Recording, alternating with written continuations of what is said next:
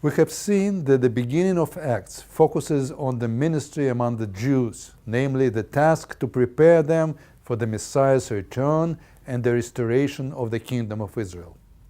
This is presented as the first objective of the interim period, prescribed by Jesus himself in the address to the disciples right before his ascension.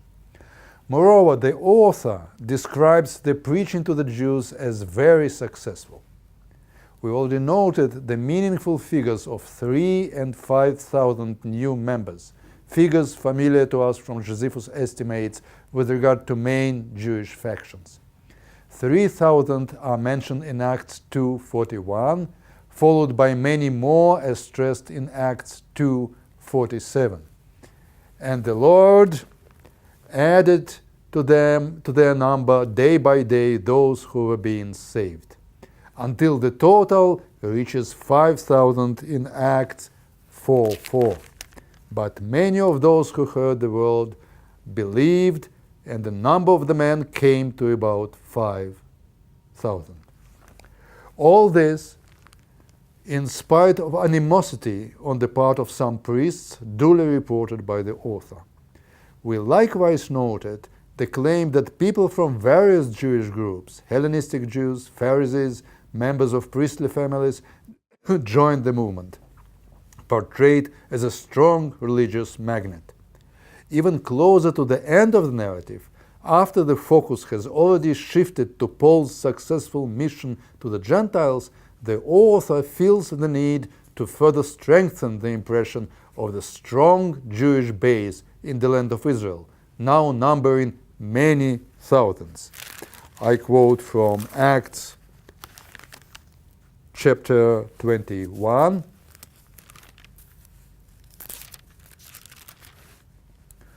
Starting from verse 18. On the following day, Paul went with us up to James, and all the elders were present.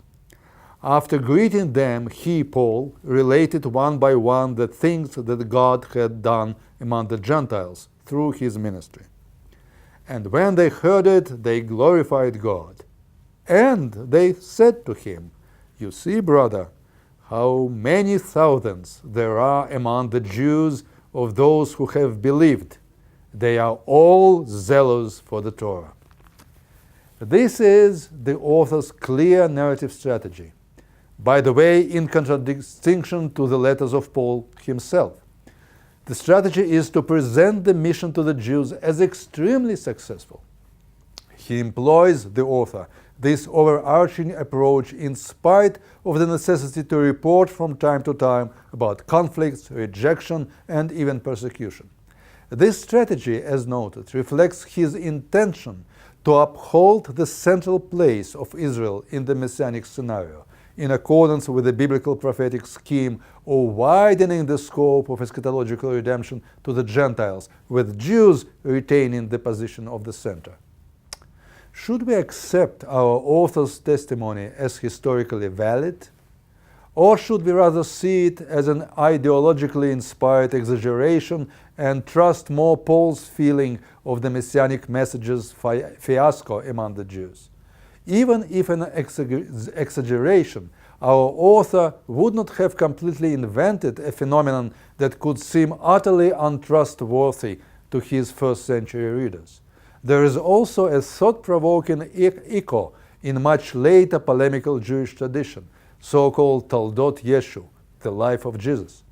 This folklore satirical retelling of the beginnings of Christianity portrays the early Jesus movement as a serious threat to the proto-rabbinic establishment, particularly attractive to the young people among the land of Israel Jewry.